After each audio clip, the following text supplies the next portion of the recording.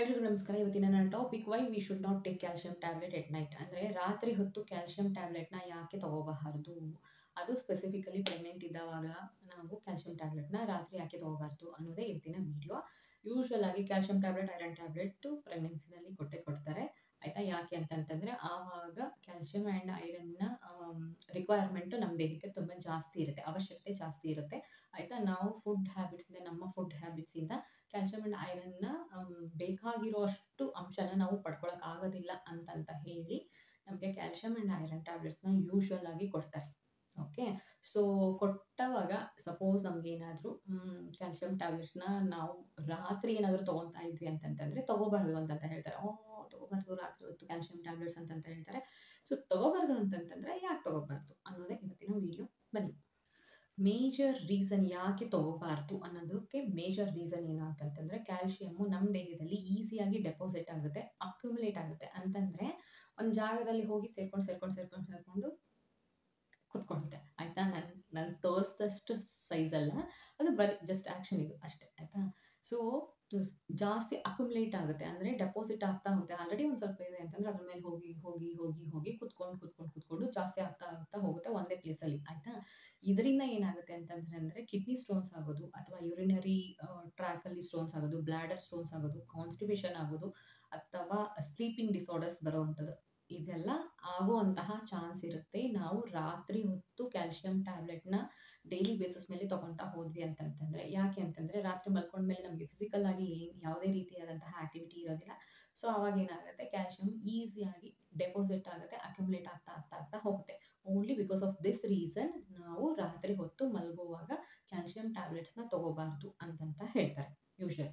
Okay, already ಪ್ರೆಗ್ನೆನ್ಸಿನಲ್ಲಿ trouble ಸ್ಲೀಪಿಂಗೇ ಇರುತ್ತೆ, ಅಂದರೆ peaceful ಆಗಿ ಕಂಪ್ಲೀಟ್ ನೈಟ್ ನಾವು ನಿದ್ದೆ ಮಾಡಿದ್ದೀವಿ ಅನ್ನೋವಂತಹ ಚಾನ್ಸಸ್ ಎಲ್ಲ ತುಂಬ ಕಮ್ಮಿ ಪ್ರೆಗ್ನೆನ್ಸಿನಲ್ಲಿ ಆಯಿತಾ. ಅಂಥದ್ರಲ್ಲಿ ಈ ಕ್ಯಾಲ್ಸಿಯಂ ಟ್ಯಾಬ್ಲೆಟಿಂದ ಸ್ಲೀಪಿಂಗ್ ಡಿಸಾರ್ಡರ್ಸ್ ಬಂತು ಅಂತಂತಂದರೆ again it's a big issue. ರಾತ್ರಿ ಪೂರ್ತಿ ನಿದ್ದೆ ಮಾಡೋಕ್ಕಾಗಲಿಲ್ಲ ಅಂತಂತಂದರೆ ಹಗಲೊತ್ತಲ್ಲಿ ನಿಮ್ಮ ರುಟೀನ್ನ ನೀವು ಫಾಲೋ ಮಾಡೋದಕ್ಕಾಗೋದಿಲ್ಲ, ಫ್ರೆಶ್ ಆಗಿ ಇರೋದಕ್ಕಾಗೋದಿಲ್ಲ, ನಿಮ್ಮ ಡೇನ ನೀವು ಎಂಜಾಯ್ ಮಾಡೋಕ್ಕಾಗೋದಿಲ್ಲ ಆಯಿತಾ. ಸೊ ಆ್ಯಂಡ್ ಈ kidney stones and urinary track infection ಅದರದ್ದು ಸ್ಟೋನ್ಸ್ ಎಲ್ಲ ಆಗಕ್ಕೆ ಸ್ಟಾರ್ಟ್ ಆಯಿತು ಅಂತಂತಂದರೆ ಅಗೇನ್ ಅದಕ್ಕೆಲ್ಲ ಸಪ್ರೇಟಾಗಿ ಮೆಡಿಸಿನ್ ತೊಗೋಬೇಕು. ಪ್ರೆಗ್ನೆನ್ಸಿನಲ್ಲಿ ಅದೆಲ್ಲ ತುಂಬ ಕಷ್ಟ ಆಗುತ್ತೆ ಆಯಿತಾ. ಅದು ಯಾಕಂದರೆ ಅದು ತುಂಬ ಕ್ರೂಷಿಯಲ್ ಆಗಿರುತ್ತೆ. ಕೆಲವೊಂದಿಷ್ಟು ಜನದ್ದು ಕಾಂಪ್ಲಿಕೇಟೆಡ್ ಪ್ರೆಗ್ನೆನ್ಸಿ ಇರುತ್ತೆ. ಇದೆಲ್ಲ ಬಂತು ಅಂತಂತಂದರೆ ಒಂದ್ರ ಜೊತೆಗೆ ಇನ್ನೊಂದು ಅನ್ನೋವಂಥ ಫೀಲಿಂಗ್ ಇರುತ್ತೆ ಆಯಿತಾ.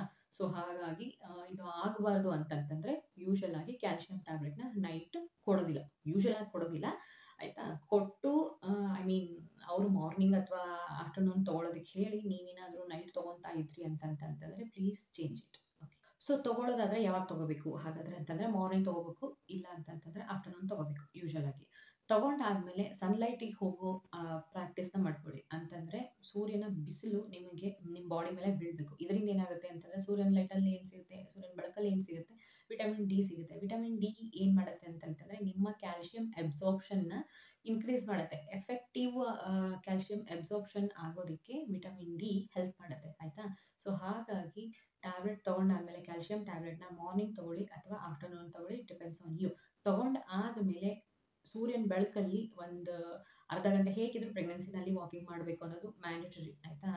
ತುಂಬ ಜನಕ್ಕೆ, ಯಾರಿಗೆಲ್ಲ ಕಾಂಪ್ಲಿಕೇಟೆಡ್ ಪ್ರೆಗ್ನೆನ್ಸಿ ಇಲ್ಲ, ಯಾರಿಗೆಲ್ಲ ಲೋ ಲೈಯಿಂಗ್ ಪ್ಲೆಸೆಂಟ ಇಲ್ಲ, ಅಂಥವರೆಲ್ಲ ವಾಕ್ ಮಾಡಬೇಕಾಗಿರೋದು ಮೋಸ್ಟ್ ನೀಡೆಡ್ ಆಯಿತಾ ಪ್ರೆಗ್ನೆನ್ಸಿನಲ್ಲಿ. ಸೊ ಹಾಗಾಗಿ ಏನು ಮಾಡಿ, ಕ್ಯಾಲ್ಸಿಯಂ ಟ್ಯಾಬ್ಲೆಟ್ ತೊಗೊಂಡು ಸೂರ್ಯನ ಬೆಳಕಿನಲ್ಲಿ ಅರ್ಧ ಗಂಟೆ ಅಥವಾ 20 ನಿಮಿಷ ಅಥವಾ 15 ನಿಮಿಷ ನಿಮಗೆ ಎಷ್ಟಾಗುತ್ತೆ ಅಷ್ಟು, ಮಿನಿಮಮ್ 10 ಮಿನಿಟ್ಸ್ ಅಪ್ಪ ಆಯಿತಾ. ಅಲ್ಲಿಂದ ಮುಂದಕ್ಕೆ ನಿಮ್ಮ ಎಬಿಲಿಟಿ ಮೇಲೆ ನಿಮ್ಮ ಅಕಾರ್ಡಿಂಗ್ಲಿ ಸೂರ್ಯನ ಬೆಳಕಲ್ಲಿ ಕೂತ್ಕೊಳ್ಳಿ, ವಾಕ್ ಮಾಡಿ. ಸೊ ದ್ಯಾಟ್ ನಿಮಗೆ ಏನು ಅಂತಂದರೆ ಫಿಸಿಕಲ್ ಆಗಿ ಆ್ಯಕ್ಟಿವ್ ಇದ್ದಷ್ಟು ಕ್ಯಾಲ್ಸಿಯಂ ಅಬ್ಸಾರ್ಪ್ಷನ್ ಚೆನ್ನಾಗಾಗುತ್ತೆ. ಸೊ ದ್ಯಾಟ್ ಯಾವ್ಯಾವ ಬೋನ್ಸಿಗೆಲ್ಲ ಹೋಗಿ ರೀಚ್ ಆಗಬೇಕು, ಅಂದರೆ ಡೆಸ್ಟಿನೇಷನ್ ಬೋನ್ಸ್ ಏನೇನೆಲ್ಲ ಇರುತ್ತೆ ಆ ಬೋನ್ಸಿಗೆಲ್ಲ ಹೋಗಿ ಕ್ಯಾಲ್ಸಿಯಂ ಚೆನ್ನಾಗಿ ರೀಚ್ ಆಗುತ್ತೆ, ಅಬ್ಸಾರ್ಬ್ ಆಗುತ್ತೆ. ಆ್ಯಂಡ್ ನೀವು ಕ್ಯಾಲ್ಸಿಯಂ ಟ್ಯಾಬ್ಲೆಟ್ಸ್ ತೊಗೊಳ್ತಾ ಇರೋದಕ್ಕೂ ಯೂಸ್ ಆಗುತ್ತೆ ಆಯಿತಾ.